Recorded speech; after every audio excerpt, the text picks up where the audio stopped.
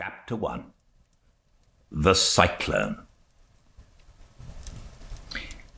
Dorothy lived in the midst of the great Kansas prairies with Uncle Henry, who was a farmer, and Aunt Em, who was the farmer's wife.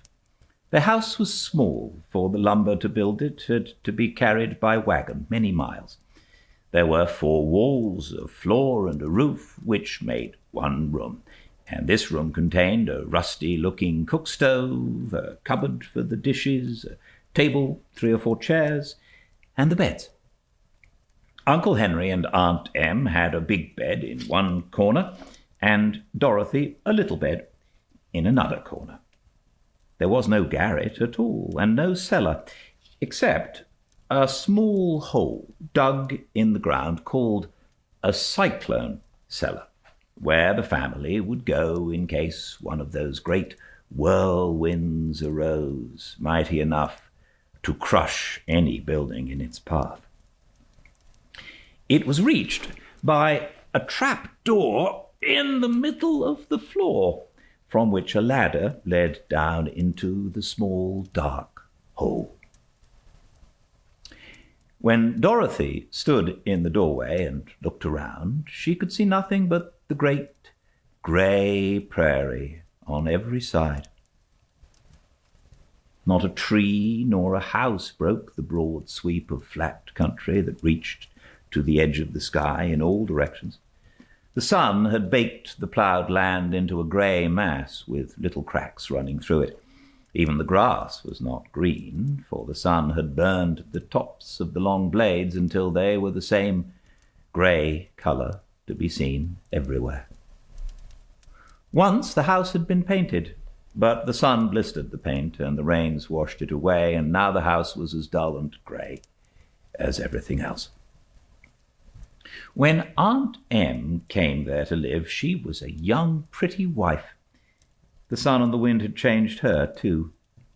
They had taken the sparkle from her eyes and left them a sober grey.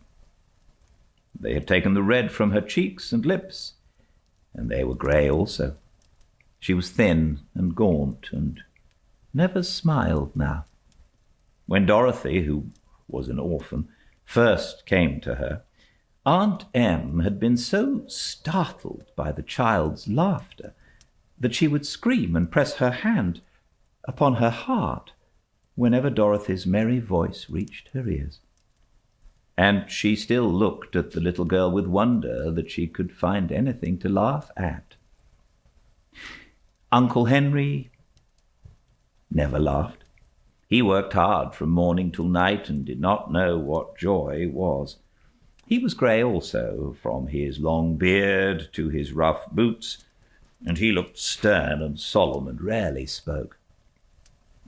It was Toto that made Dorothy laugh, and saved her from growing as grey as her other surroundings. Toto was not grey, with long silky hair and small black eyes that twinkled merrily on either side of his funny wee nose.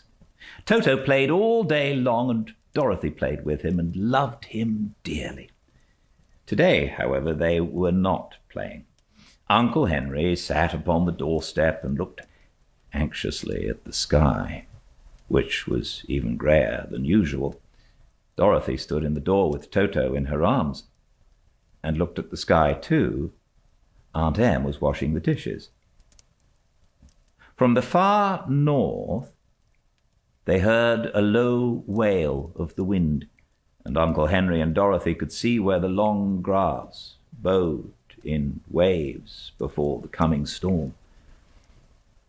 There now came a sharp whistling in the air from the south, and as they turned their eyes, they saw ripples in the grass coming from that direction also. Suddenly, Uncle Henry stood up. "There's a cyclone coming, Em," he called to his wife. "I'll go look after the stock." Then he ran towards the sheds where the cows and horses were kept. Aunt Em dropped her work and came to the door. One glance told her of the danger close at hand.